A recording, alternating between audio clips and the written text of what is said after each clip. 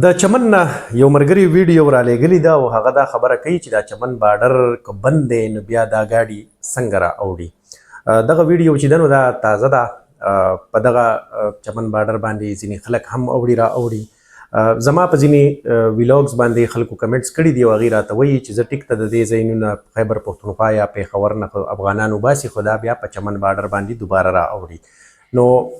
د ویډیو هرگز مقصد مې دا نه دی چې ګنې مونږ دا ووایو چې دا خلک ولې را اوړي یا دغه دی، خو د پیسو په بدل کې چې کوم دی نو دغه څیز اوس هم خلک کوي، که هغه سمگلنگ دی، که هغه سامان را اړول دي او که هغه د خلکو را اړول دي. دغه ویډیو چې کوم ده نو دغه به تاسو ګورئ، دا هم د چمن بارډر ده. په داسې حال کې چې یو بحث دا دی چې آیا تورخم بند دی نو د دې نه افغانستان ته څومره نقصان دی، پاکستان ته څومره نقصان دی. بیا ځینې ملګري پکې دا وایي چې نه د دې نه پاکستان ته ډېر نقصان دی، افغانستان ته کم نقصان دی. خبره به مونږ کوو د فیکټس اینډ فیګرز په بنیاد باندې. لکه په تیرو 9 میاشتو کې، یعنی په اکتوبر په میاشت کې چې کله تورخم او چمن دا ټول کراسینګ پوینټس چې کوم دي نو دا بند کړلی شول، نو په تیرو 9 میاشتو کې د پاکستانی تاجرانو ته زیاته خساره اوړېدلې ده. لکه دا فیګرز دی زموږ سره، پاکستانی تاجرانو ته $1 ارب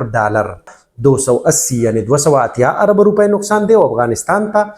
180 ارب روپۍ نقصان شوی دی. خو بیا مونږ داسې وګورو د میاشتې په سر، یعنی د میاشتې میاشتنی نقصان مونږ وګورو، نو پاکستانی ایکسپورټرز ته 50 ارب روپۍ نقصان هره میاشت اوړي. او دا که بیا مونږ په میلیون کې وګورو نو دا 177 میلیارده ډالر چې کوم دی نو دا نقصان اوړي پاکستانی تجارو ته.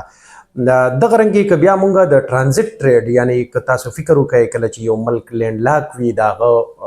اوبو ته اکسس نه وي، نو په نږدې بل ملک باندې بیا دا د هغه حق دی چې ګنې راهداري وصوله کړي دغه ملک او دغه اوبو ته رسایي ولري. نو په دغه ټرانزیټ ټریډ چې کوم دی د افغانستان، لکه پاکستان په لاره باندې چې کوم مالونه افغانستان ته د نوري دنیا نه راځي، نو په دغه برخه کې هم د 380 میلیارده ډالرو چې کوم دی نو په دغه کې هم کمی شوی دی په ټرانزیټ ټریډ کې. نو په داسې حال کې چې مونږ دا دعوه کوو چې بای کراسینګ پوینټس چې کوم دی نو هغه بندي، خو بیا په هغې کې دغه رنګې د خلکو قاچاق یا بیا دغه رنګې د نور سامانونو قاچاق چې کوم دی نو هغه سوالیه نښې پورته کوي چې ګنې ولې بیا دغه ګاډي یا دغه څیزونه مخصوص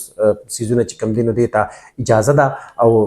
نور چې کوم دی نو مونږ وایو چې بارډر بند دی. په هر حال د افغانستان د بارډر حوالې سره به د سمګلنګ دا خبرې ډېرې مخکې هم کېدی، بلکې زه به تاسو ته دا وایم چې کله دا لاره کوله وه د تورخم په لاره، نو یو ملګري